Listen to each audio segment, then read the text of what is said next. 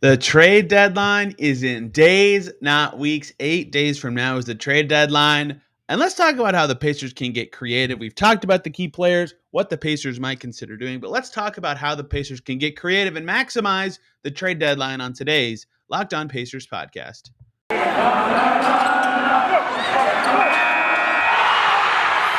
You are Locked On Pacers, your daily Indiana Pacers podcast, part of the Locked On Podcast Network, your team every day.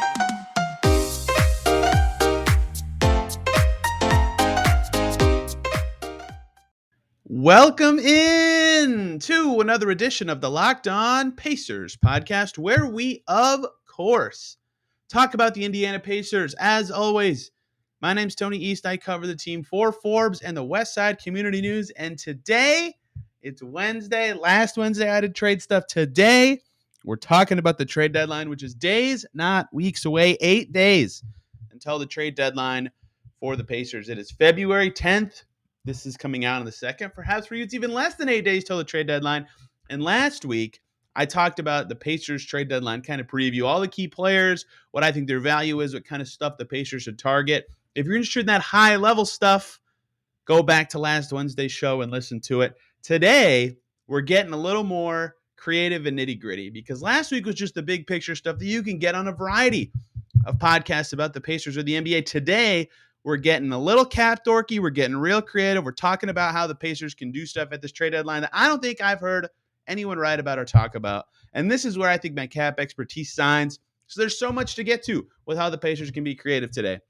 Salary dumps, expiring contracts, free agency in 2022, taking back big contracts, trading for injured players, trade exceptions. You're getting the whole works today on Locked On Pacers as we dive into creative trade deadline strategies. And there's some notes I have from this show that I'm just going to skip over and jump right in. Let's talk first about salary dumps, because something that I think has not been discussed very much for the Pacers as they dive into this trade deadline is if they are a forward-thinking team, and they appear to be if they're going to potentially trade off some vets for other stuff, forward thinking doesn't just mean trade player X for stuff Y that has more long-term value.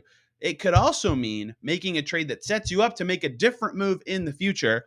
And part of why I think that is an important caveat that is missed is the Pacers are not that far over the salary cap next offseason. In fact, it's pretty easy if they decline Kiefer Sykes' team option and re-sign TJ Warren at a somewhat reasonable number that they could be like right at the cap with the team they have right now.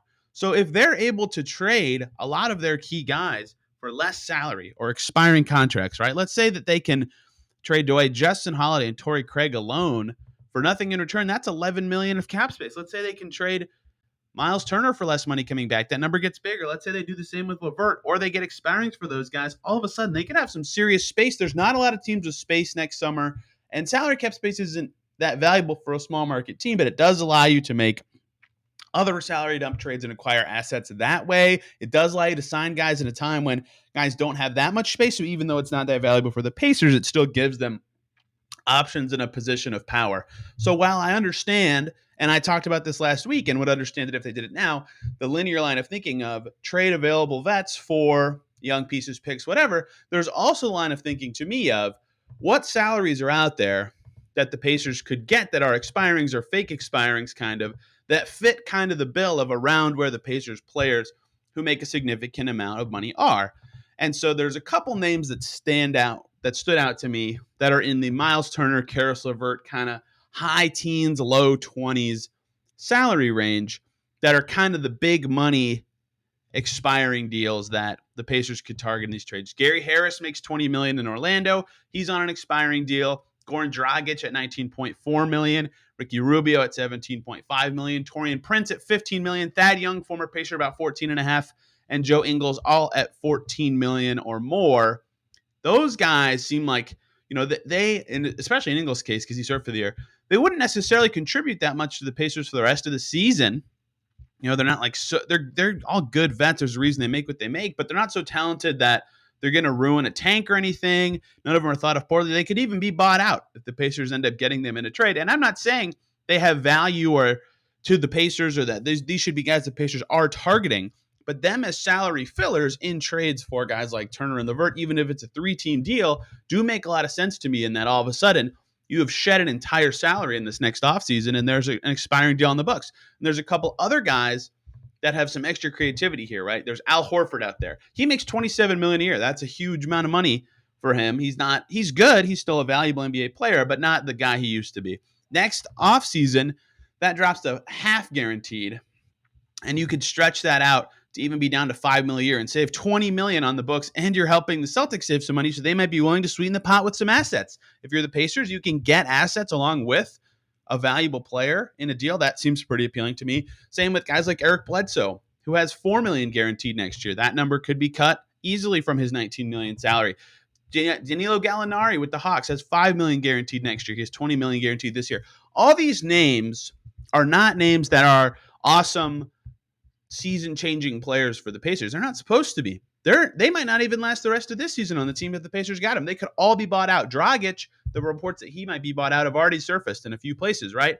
So these names are just guys that, with the right stuff, right, and maybe a direct deal for some of these guys, maybe a 3-team deal for some others, there's a way that the Pacers end up acquiring them in a deal where they also get a first-round pick or something else along with that guy. Or let's say they trade. This is just a hypothetical. Let's say they trade Miles Turner to the Raptors for Dragic, and that's the salaries. Then you'd get the assets the Pacers would that they would have gotten for Turner anyway, whatever, a pick and a young player. And then they also get a little something to take on Dragic's deal because it's off the Raptors now, and they save a little bit of money. It's just a way to add assets to your asset pool, and especially so in the case of the 3 guys with a little bit of guaranteed money next year, right? If the Hawks can get out of Gallinari's $5 million guaranteed next year, they might be willing to give up a second-round pick for that. Same with the Clippers and Eric Bledsoe. Those teams are paying a lot of money for their rosters. If they can save a little money next year, beyond the stuff they'd be trading for the player they're getting, they would also potentially be willing to give up a little more to get off that money next year. In Horford's case, $15 million, getting off of $15 million next year, that's expensive. That might cost a late first or a good young player. And the Celtics have a few of those. They're not the greatest team. I don't know exactly what they would want from the Pacers, neither with the Hawks or Clippers. But there are 3-team scenarios and salary scenarios out there where it makes sense to me for the Pacers to trade for those expirings just so this coming offseason they can have salary cap space that could allow them to sign players, that could allow them to take in salaries and trades and acquire a first-round pick along with it in a salary dump scenario. And that's another way to get extra picks on top of deals you're already going to make. And so that is one path that I think has been under discussed as ideas for the Pacers. Running alongside that is, and they could do both of these at the same time, but I also don't think it's crazy that they value expirings like crazy in this trade period. Beyond those names I just listed who have similar salary ranges to Turner and Levert and Sabonis, technically, right? They could, like Justin Holiday and Torrey Craig both have 2 years left on their contracts, right? So just go give Tadze, in theory, if they decide to move on from him because Isaiah Jackson's promising or something. But all that to say, they could just go, okay, our strategy is maximize our flexibility. Let's trade. And there's a bajillion NBA players who make, between 8 and 4.5 million that are on expiring deals. Like just reading through the salary list in the NBA, DeLon Wright, Mo Bamba, Tyus Jones, Chris Boucher, Colin Sexton, Dennis Schroeder, Kevin Knox, Timothy. Oh no, that's a stretch deal. Miles Bridges, Ryan Anderson's deal is stretched. Kevon Looney, Troy Brown. Like, there's so many guys that you could get. I'm not saying any of those guys have the value for Holiday and Craig. I'm just saying there's a lot of salaries in the range for those guys that you could also do. Justin Holiday for an expiring, and then all of a sudden there's a little more value there. You cut off his money next year. You cut off Torrey Craig's money next year from the Pacers. You could open up significant space.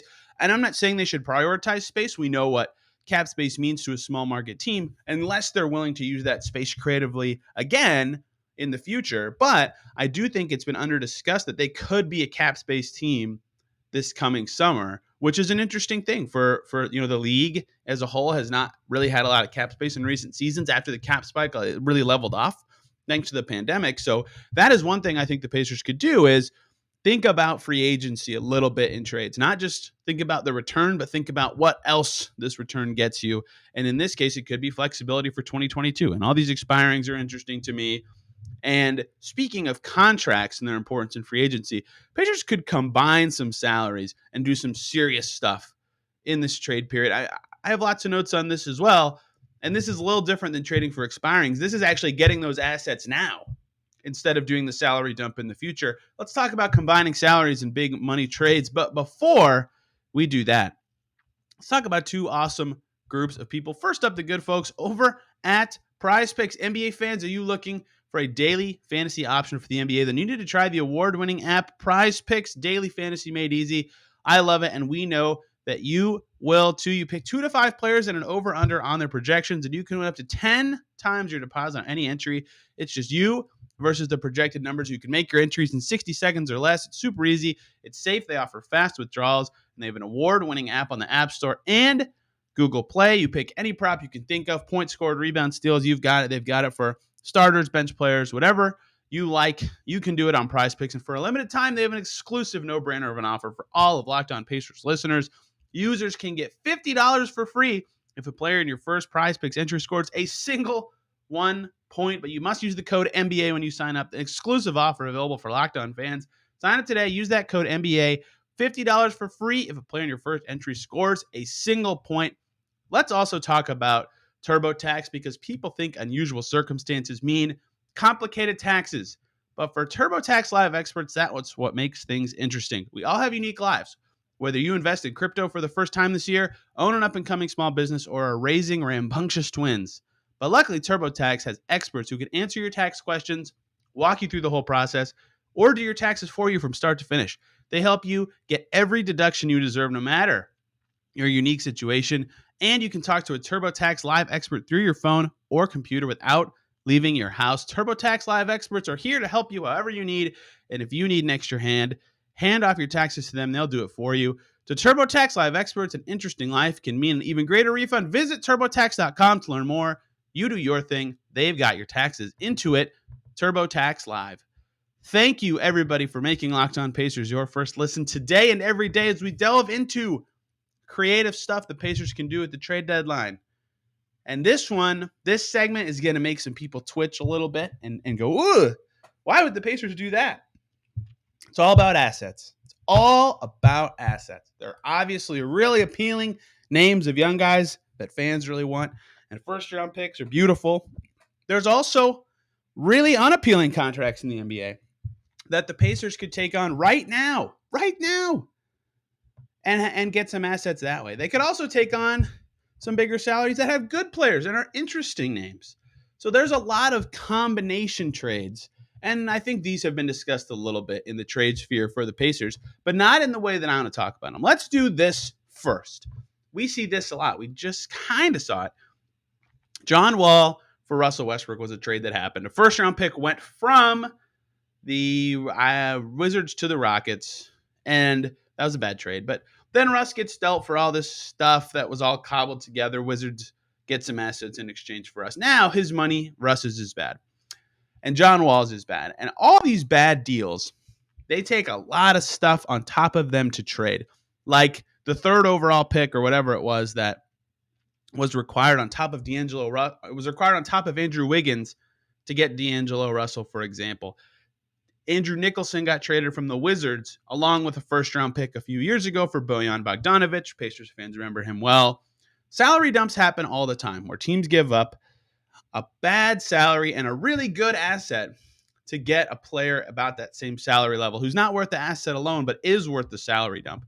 And I think that's not the craziest idea for the Pacers. It's a little off the wall, and they would have to get something really juicy back for some of these guys. But just think about who is available for the Pacers, short of just saying everybody.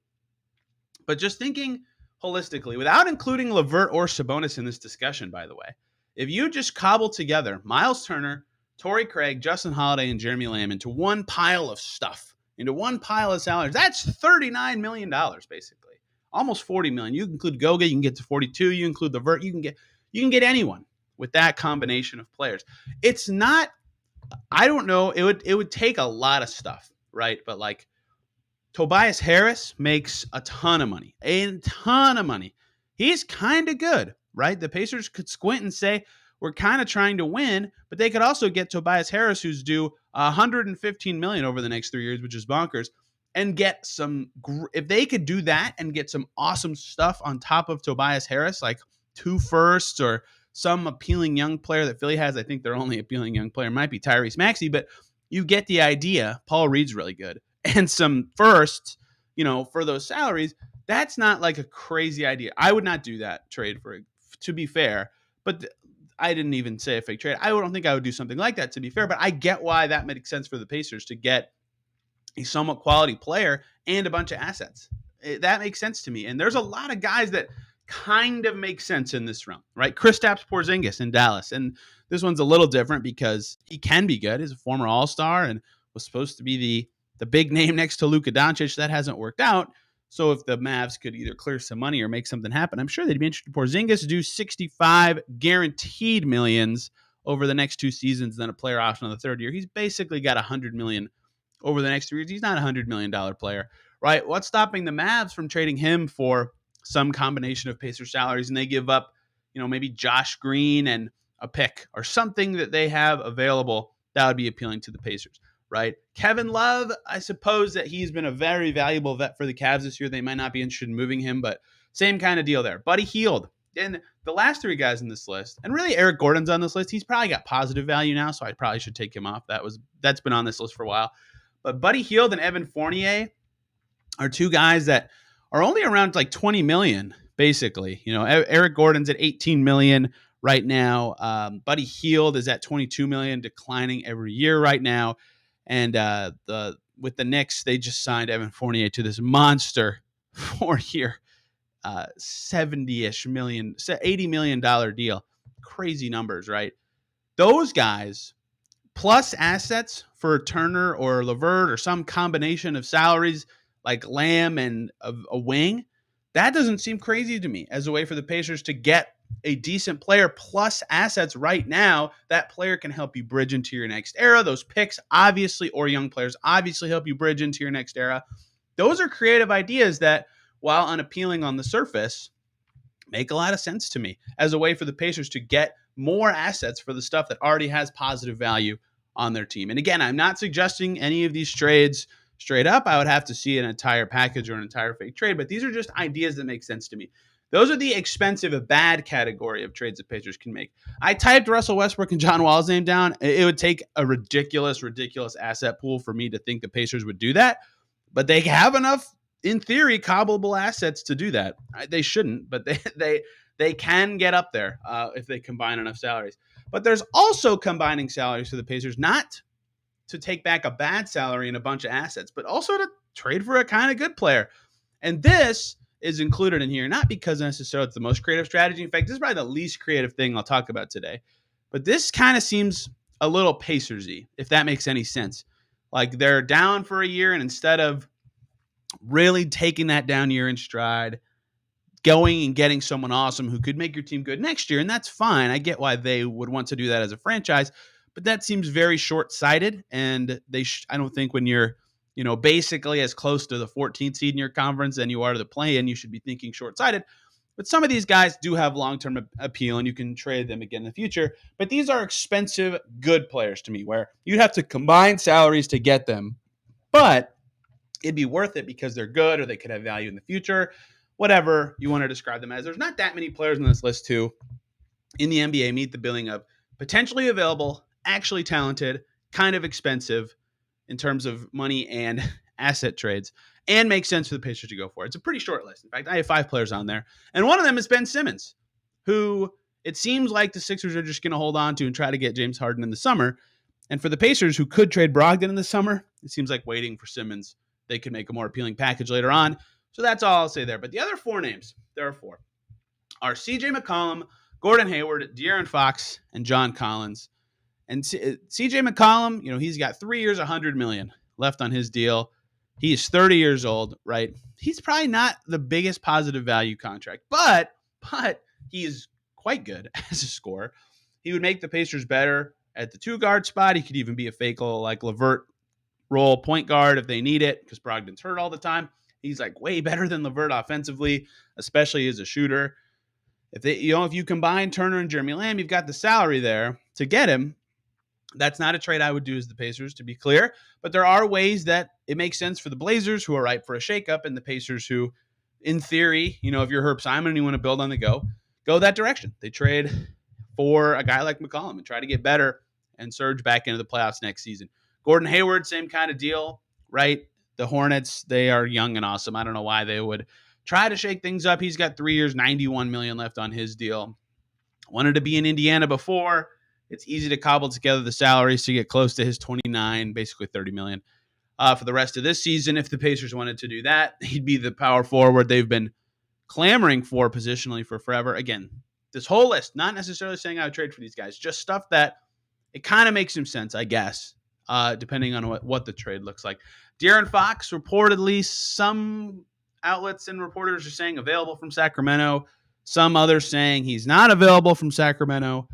I don't necessarily know what I believe, but I have my own thoughts that I will not share on the show. But De'Aaron Fox, if available, very good at his best, very inconsistent at his worst.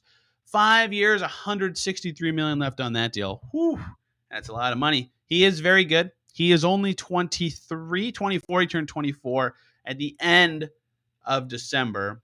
He can be close to a 20-7 guy. He was a 25-7 guy for the Kings last year. De'Aaron Fox can be great.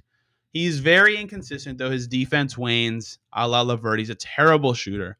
He's got enough warts in his game that it's risky, but I get why the Pacers could sell that as the perfect, he's good now and could be better later, rebuilding style move. Fits well with the roster they have now, to me, although does obviously have warts that fit with some of the warts the Pacers have. The last guy here is John Collins with Atlanta, reportedly dissatisfied with his role with the Hawks. Trae Young touches the ball all the time. I understand that. At $23 million, it wouldn't even be that hard to cobble together the salaries here. 5 years, $125 million left for him, but he would take a lot of assets for the Pacers to get. I just think he's in the expensive, good, potentially gettable category that the Pacers could, in theory, be chasing. But that is the list of guys, to me, that if the Pacers combine salaries, they have Turner potentially available, Justin Holiday, Torrey Craig, Goga Bitadze, Karis LeVert, Jeremy Lamb. The list goes on and on. Any of those guys, you cobble them together, and all of a sudden you've got the salary to basically get anybody in the league. So maybe it's going up and upgrading. Maybe it's getting someone whose contract absolutely stinks, but you get a ton of assets right now. Like, it would take a lot for a team to take Tobias Harris. A lot. But why not the Pacers, who want to be better pretty soon, can get assets for a guy now? The idea is interesting to me. The execution of it is very hard. But those are ideas that the Pacers in their situation have to be thinking of, because it is rare. Like, let's talk about the Pacers holistically to close this segment out. They are probably the most disappointing team in the NBA this year. Them or Portland are in that group, and they have Dame's injury in Portland to lean back on as a reason for why they're the team, right? They're not the team, right? So Pacers probably the most disappointing team in the league this year. They've spent on this core. They don't have like a ton of extra assets for a bad team. Like, they have to, getting creative might be necessary to either get back to being relevant good. Rick Carlisle said before the season, I wanted to get the Pacers back to relevant. That was kind of paraphrasing, but that was the words. He used the word relevant, right? They can't do that if they just statically go forward. They have to get creative in some step of the team building process. And that's why I think, even though some of these deals and ideas sound off the wall, they're the kind of stuff Kevin Pritchard has to think long and hard about with building. And I have two other ideas for creativity at the trade deadline. They don't really go together like the first two segments do. I just called it other.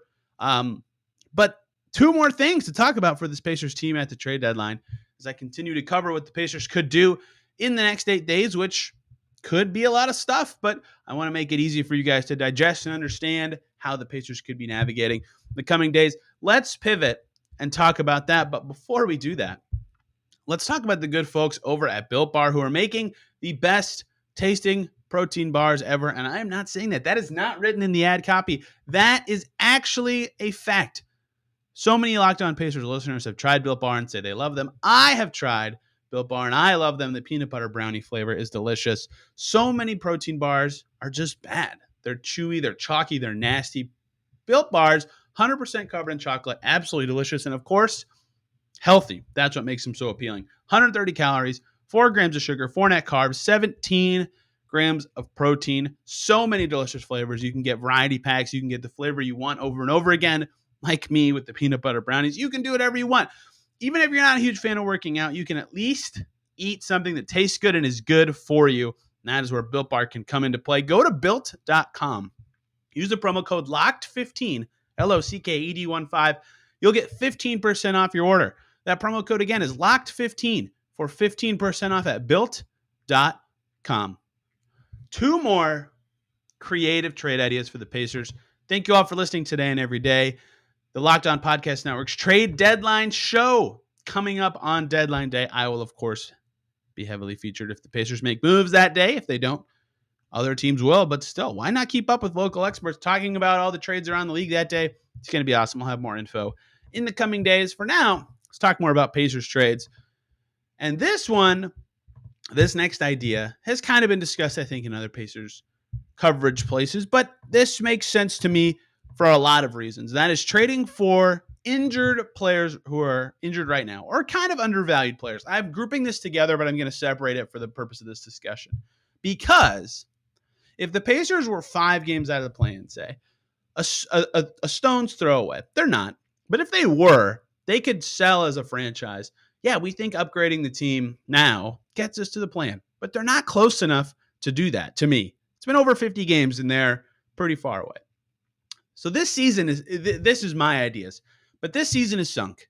If you trade for an injured player who's not going to play for you this year, who cares?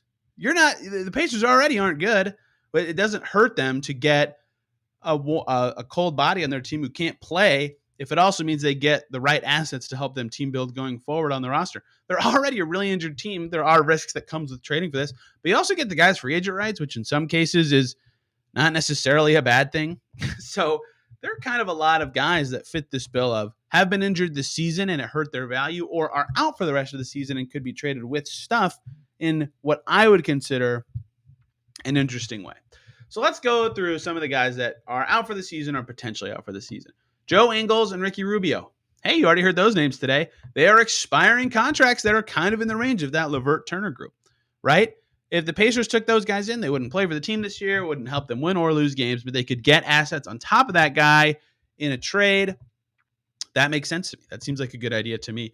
And in Joe Ingles' case, I talked about him as like a week ago before he got hurt as a good quality wing. Right? Why not? If you're the Pacers this summer and you have his bird rights, maybe you want to re-sign him for a year and see what having a good wing can do alongside Duarte and Jackson. They haven't really had good wing play all season. And maybe TJ Warren changes that analysis, but Joe Ingles in that way has a lot of appeal. Ricky Rubio, he probably wouldn't play if McConnell comes back and Brogdon's still on the team next year, but perhaps there's a way that he could be finagled in, but he would just be, again, salary ballast in a deal where they use him to get an asset from the Cavs or from some other team in a 3-team deal. And speaking of assets from the Cavs, Colin Sexton is also out for a long time, perhaps the whole season in Cleveland. Former lottery pick has shown talent as a scorer in the 20-point per game range. The Cavs are rolling without him. Perhaps they realize they can be good if they deal him. I don't know if the Pacers can get him or if they'd be willing to pay what he's going to want this summer. But that is another injured guy that it makes a little bit of sense to me for the Pacers to go get talented players who will not play potentially for them this season, but could be on the team next year. Michael Porter Jr. is out for the season, so I typed his name down. There's no reason the Nuggets would trade him. There's no way the Pacers can get him. We'll move on from that one. Jason Preston. You probably don't know much about Jason Preston. He's never played. He was drafted by the Clippers with the 33rd pick in the draft this season. And when you're picked in the top of the second round, your rep is a lot lower than when you're picked at the back of the first round. He was picked 3 picks away from the first round. Went to Ohio in college. Talented player. He's out for the year in LA. Perhaps a guy like that could be exactly what the Pacers are looking for, right? Not a high value guy, but a top 30 something pick, 3 years on his deal, only $2.6 million guaranteed. Why not sniff a former top 30 pick, get him on your team, see what he can be in a future season if the Clippers are willing to move on from him or are trying to even do that. Kyra Lewis. Man, did I love Kyra Lewis in the draft a few years ago. He lands with the Pelicans as a lotto pick as well. He was the 13th pick that year. He's only 20. He's also out for a super long time with a torn ACL and a grade 2 MCL sprain. He was so fast at Alabama. Who knows how much knee injuries will hurt that. I just loved his burst when I watched him play. He hasn't materialized much as a pro, so his value might not be that high, especially coming off a torn ACL. Again, if you're the Pacers, why not? What do you got to lose? That seems like the kind of swing a team in their situation should be looking to take. Patrick Williams with the Bulls, 4th overall pick 2 years ago. Talked about him last week. I mean, he's got a lot of value, and the Bulls have to play his situation perfectly. They're not really a good fit for a Bulls Pacers trade to me, but if the Pacers can sneak in and get a former top 4 pick who's only 20 years old, they have to try. But I don't know that that's a good, it's sort of like MPJ. There just isn't incentive for the Pacers to make the Bulls give him up. Speaking of Bulls, Bull, who was traded to the Celtics earlier this season, he's out for a long time. I don't know if he's out for the whole season. He had foot surgery. Pacers and bigs with foot injuries seems like a perfect fit to me. In a non-joking way, though, Bull has shown high flashes. If the Pacers do end up moving on from multiple bigs, why not take a stab at Bull and what his future could be? Although I believe his contract is expiring, and that makes him, to me, a not necessarily worthy deal for them because, unless you're getting an asset on top of him, which why? What's the point of bringing him in? The last one I have here is Nasir Little with the Blazers, and the Blazers looking like a team that will just stand pat, rightfully so, as the season comes to an end, or at least perhaps be in the Pacers tier where they sell off a few things. So it's unlikely that the Pacers can get a former first round pick there, but he's out for a while. Maybe Portland looking to make a long-term upgrade kind of move, but that's just the guys that are young and out for the season. It could make some sense for the Pacers to acquire those kind of guys. That makes sense. And there's other guys who, like James Wiseman, Dante DiVincenzo, Jonathan Isaac, Markelle Fultz, that have been out for a while, and thus their value is lower by default because no one knows what they are, what they can be when they return. Can the Pacers capitalize on that, right? Is there a way they can hop in on that kind of stuff? I think the Warriors are pretty high on Wiseman. DiVincenzo's been playing again for the Bucks. I don't know if he's even available for them if they try to make an upgrade and repeat as title contenders. Perhaps he could be. The Magic dudes, I don't know why they'd be traded. Jonathan Isaac, I think, is a fantastic player. No reason the Magic would give him up. But that's the kind of stuff that makes sense to me for the Pacers to kind of go for. And the other side of this, injured players are undervalued. What other guys are undervalued that aren't hurt in the NBA? Why they're on a team that they can't get on the court for. Goga Bitadze would fit this bill. He was not on the Pacers, right? A guy in that situation who a former top 20 or top-ish pick that could be good and have some potential, but can't get on the court for their current team. Their value's falling after they got picked. That's the kind of stuff the Pacers could be trying to get. That list, Obi Toppin's on there for me. Moses Moody with the Warriors. Josh Okogie with the Timberwolves. Romeo Langford with the Celtics. Jalen Johnson with the Hawks. Kai Jones with the Hornets. And Keon Johnson with the Clippers. Those last three guys, all first-round picks this past season in the top 21 because Keon Johnson went 21st. Romeo Langford from IU, obviously. Lottery pick. Okogie went 20-something. Moody was a lottery pick. Obi Toppin was a lottery pick. And some of those guys, Moody with the Warriors, perhaps they want to upgrade. Obi with the Knicks, who want to upgrade. Romeo with the Celtics, who might want to upgrade. Okogie with the Minnesota Timberwolves, who might want to upgrade. In fact, basically everybody except for Kai Jones on this list is on a team that might want to upgrade. Those guys seem like guys that make sense for the Pacers to go get them. And if any of these names I mentioned last week on the guys I would be targeting list, and today on guys that make sense for the Pacers to target list, are the guys that I am particularly thinking that there's good frameworks that make sense for them. Obi Toppin, if you didn't notice, is one of those names that has appeared both weeks, as well as Moses Moody. The last thing I want to talk about on today's show, in the other category of creative stuff the Pacers can do at this deadline, they have trade exceptions, right? Trade exceptions are very confusing for fans, and I'll try my best to explain them. But basically, they can count as your matching salary in a trade. The Pacers have a $7.3 million trade exception they got in the Doug McDermott little swaparoo, what they did with the Spurs. They have a $4 million one from the Aaron Holiday, Isaiah Jackson maneuver, and they have a $2.3 million one for trading Edmund Sumner to the Nets for nothing. They can't be combined. You can't have those three trade exceptions become one that's worth, $13 million. But, let's say I'm just picking a guy who's making about the McDermott level exception that could become available. I don't know. This is hard. Zach Collins, for example, former lotto pick. He's with the Spurs. He's been hurt all year. Who knows what his value is? Pacers could just take him if the Spurs don't want to pay him anymore, right? That kind of stuff. And that doesn't make sense for the Spurs to do. It just that kind of stuff is possible for the Pacers.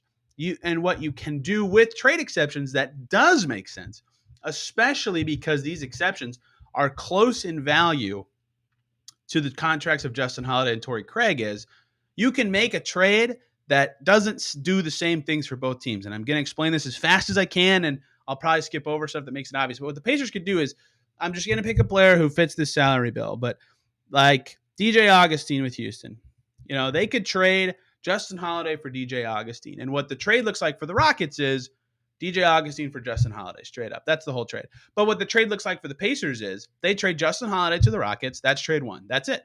Nothing in return. And then trade two is they take in DJ Augustine into the McDermott trade exception. Why would the Pacers do that? Because they would then get a trade exception for trading away Justin Holiday and trade exceptions expire 1 year after they're acquired.